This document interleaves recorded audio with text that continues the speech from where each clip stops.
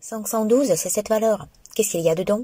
Eh bien, naturellement, cela fait beaucoup de bruit, mais ce matériel fonctionne bien. Nous n'aimons pas beaucoup la certification car le nombre de tests est énorme, leur coût sera comparable au coût du développement lui-même. Autrement dit, c'est une question douloureuse pour tout le monde.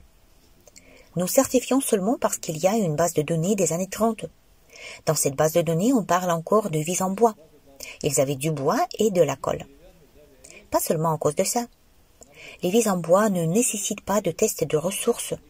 En ce qui concerne les tests de résistance, c'est simple, il faut juste déchirer, tester dans la soufflerie et c'est tout. Monsieur Hieromine a dit que ces pièces ne sont pas résistantes du tout. Il dit que les vis en bois se sont cassées même avant de se trouver dans la soufflerie. Et nous voulons les mettre sous pression. En ce qui concerne le titane, maintenant peut-être que la situation est différente.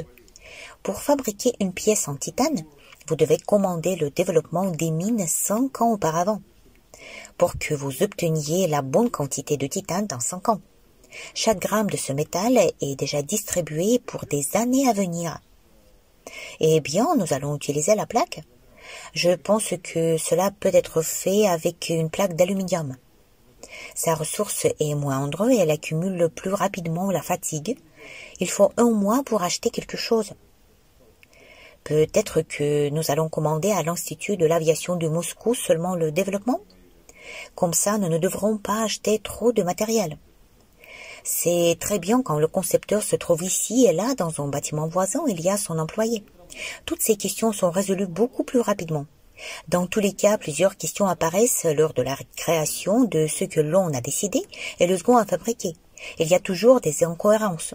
Immédiatement, vous pouvez corriger la documentation. Je peux avoir un laissez-passer dans l'IAM. Je vais voir ce qui se passe là-bas. Signez le contrat, je vous le ferai. Ou venez en tant qu'invité. La deuxième nacelle est sans pilote et elle doit également être conçue. Il y a encore de la fixation, vous savez. Le propulseur est lié à des radiateurs, des ventilateurs, des réservoirs, le système de carburant. Le système de carburant sera déplacé. Nous voulons l'accrocher sous la coque derrière la nacelle. Voici le dessin. Voici l'embrayage, bien que ce soit une ancienne version, mais j'ai beaucoup progressé. Voici donc l'embrayage. C'est-à-dire qu'il y aura un embrayage centrifuge, non? Non, c'est juste un embrayage élastique. Et ces réducteurs devront-ils être fabriqués ou ils sont prêts à l'emploi? Cela? Oui, ces engrenages sont à acheter. Nous allons concevoir nous-mêmes. Nous allons maintenant tester les antennes en spirale pour communiquer avec le ballon stratosphérique à une puissance minimale. Les voilà. Ces antennes sont à 2,4 GHz. Je vais en prendre une pour sortir. L'autre sera dirigée vers le bas, près de la fenêtre. Ces antennes en spirale assurent la réception et la transmission du signal. Je vais sortir et on utilisera la radio. J'ai une radio. Artyom me dira quand l'image disparaîtra ou ne disparaîtra pas et je partirai jusqu'à la station de métro voisine. Tu vas le surveiller.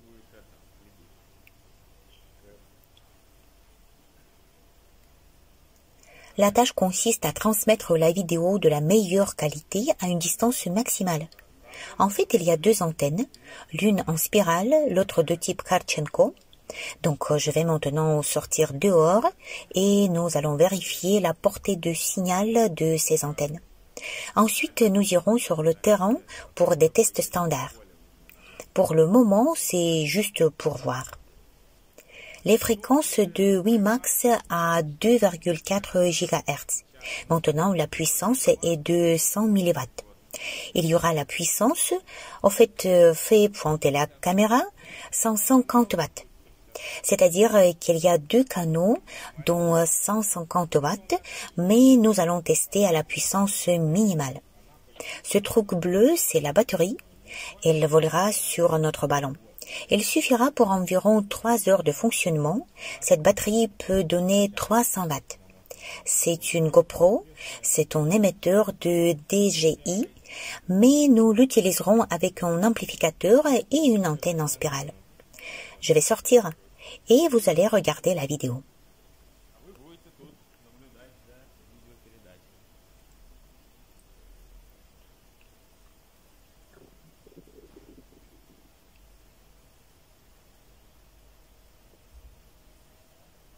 tu sors, hein?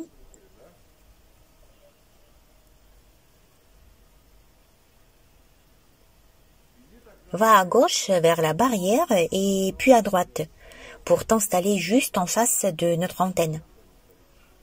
Belle image. Maintenant, tu peux prendre cette grande rue. Non, n'entre pas dans ce bâtiment. Nous avons déjà compris que le signal est normal. Cependant, c'est le bâtiment qui peut bloquer le signal. L'image n'est plus aussi belle, mais c'est acceptable. Ne rentre pas derrière le bâtiment. Tu dois maintenant aller à gauche vers le supermarché. Parce qu'il n'y a pas de tels obstacles. Ah non, l'image ne bouge plus. C'est perdu. Le signal est perdu. L'écran est gris. Non, ça reprend. C'est parfait. Tu es parti derrière notre bâtiment, c'est ça?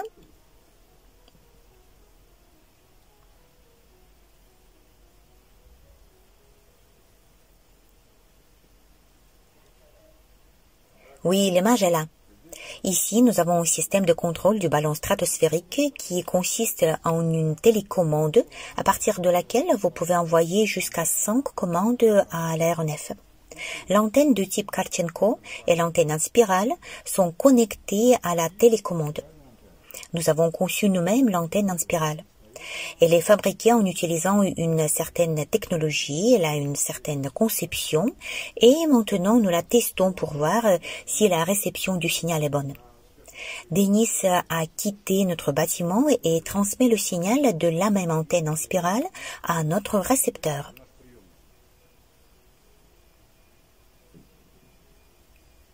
Bon, je suis de retour. La qualité était excellente d'ailleurs. Et quand je suis entrée dans le bâtiment, c'est parfait aussi, les murs, les planchers n'affectaient pas l'image. Mais quand uniquement lorsque tu étais loin,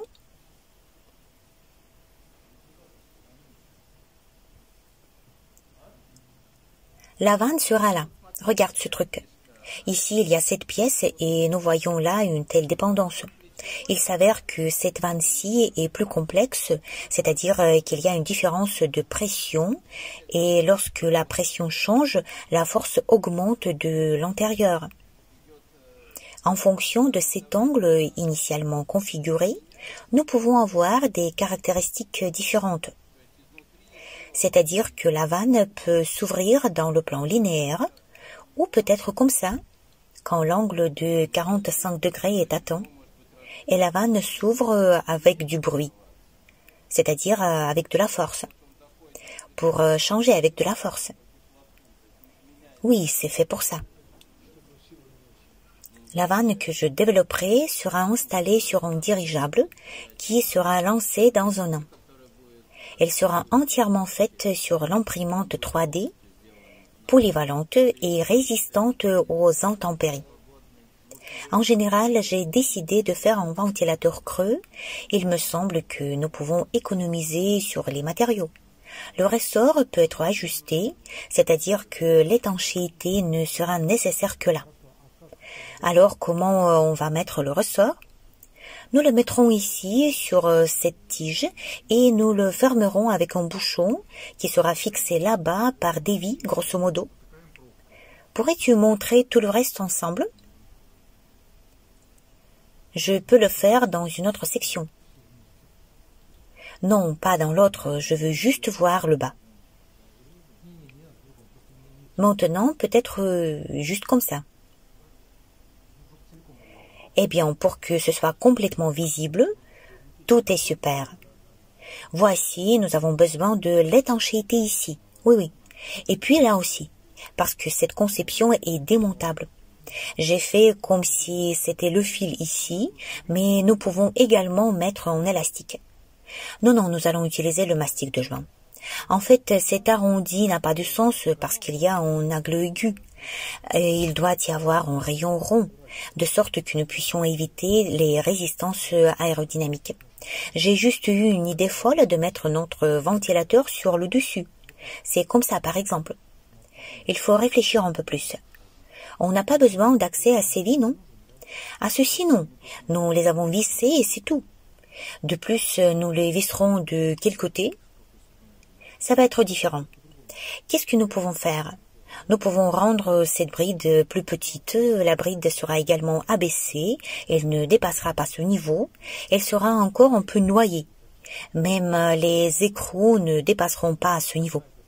Le système de gaz et d'air est l'un des principaux systèmes d'un dirigeable à coque souple, car c'est lui qui est responsable du fait que notre coque est toujours dans un état prêt à fonctionner et que la pression à l'intérieur de la coque est toujours dans les limites spécifiées. L'un des principaux composants du système de gaz et d'air, à l'exception des capteurs, des tubes et de l'alimentation, est une vanne qui évacue la pression excessive et un ventilateur qui crée de la pression si elle tombe en dessous d'une limite prédéterminée.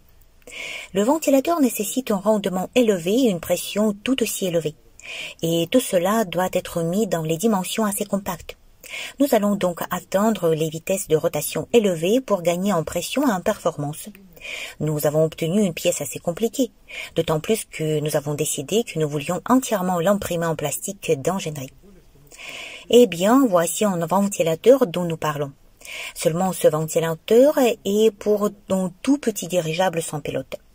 Ici, le diamètre du moulinet aérodynamique lui-même n'est que de 70 mm. Et les caractéristiques sont modestes, car il est placé sur une coque d'environ 100 mètres cubes.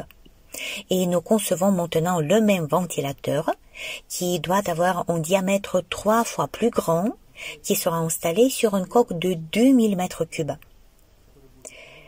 Il faut faire un peu différemment.